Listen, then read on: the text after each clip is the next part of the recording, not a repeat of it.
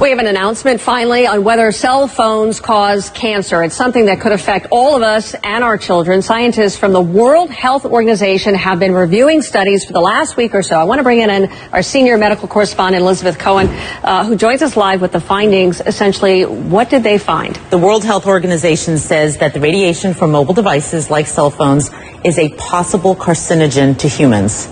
This is a very big deal because you and I have done segments about this before. Sure. It has gone back and forth. And this is really the first time that a large group, and it doesn't get any more sort of prestigious in many ways than the WHO, to say that it's a possible carcinogen.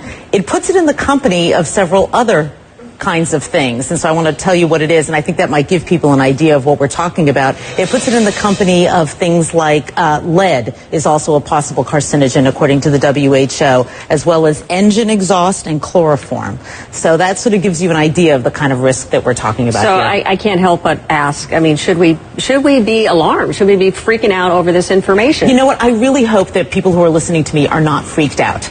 For two reasons. One, they won't do the right thing, and we'll talk about what the right thing is in a minute. And two, they'll panic, and that's kind of silly because all these years we've been on cell phones and holding them to our heads, which is right, exactly. What we're talking about as being bad. That's done. You can't do anything about that. And if you're on the phone right now, you don't need to drop it. You know, it's not that kind of a carcinogen. It's a kind of a carcinogen, or allegedly, possibly, that would build up over time. One phone call, doctors tell me, is not going to give you cancer. So what should we be doing? With this new information, what on earth should we be doing now? We are so lucky that there is something that we can do, because a lot of medical problems we can't, but we're lucky that there is something, and I am holding it in my hands right now.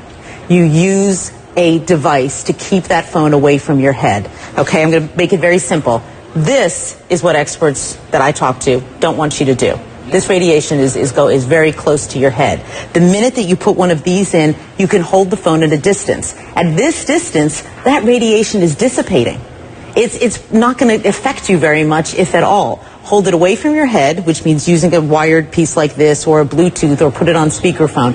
Keep it away from your head. That's the bottom line, and it's really easy to do. I mean, I can count on one hand the number of times in the past year that I have spoken on the phone like this. I just don't do it. I'm going to change my habits. Do you have any idea, or did WHO say anything about whether or not it can be on your body, on your person, in a pocket, in a holster, anything like that? Did they weigh in at all? WHO really focused on gliomas, which are brain tumors, because that's what a lot of the studies have been on. But Suzanne, I've certainly spoken to experts who say that they themselves do not carry it on their bodies, that they figure why take that risk if there is a risk, and so they will carry their phones in their purses or in a briefcase. They'll try to keep it a bit of a distance away from their bodies, but the jury is still out on that. And what do you think cell phone companies are going to do? How do they respond to this? Is there a way that they can manufacture a safer phone, or?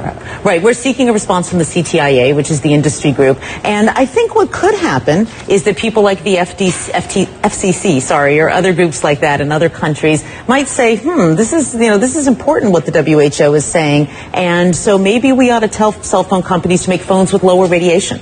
That's a possibility. They may say, tell cell phone companies, go back to the drawing board, come up with a phone that emits less radiation.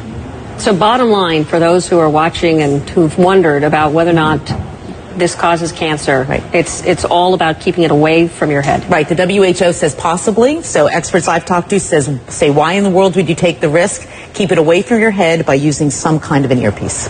All right, Elizabeth, thank you so much. Thanks. It's something a lot of people have been asking and wondering, and clearly we have something that is rather conclusive from a very prestigious organization. It is a big deal. It is. It is. All right. Thank you, Elizabeth. Thanks.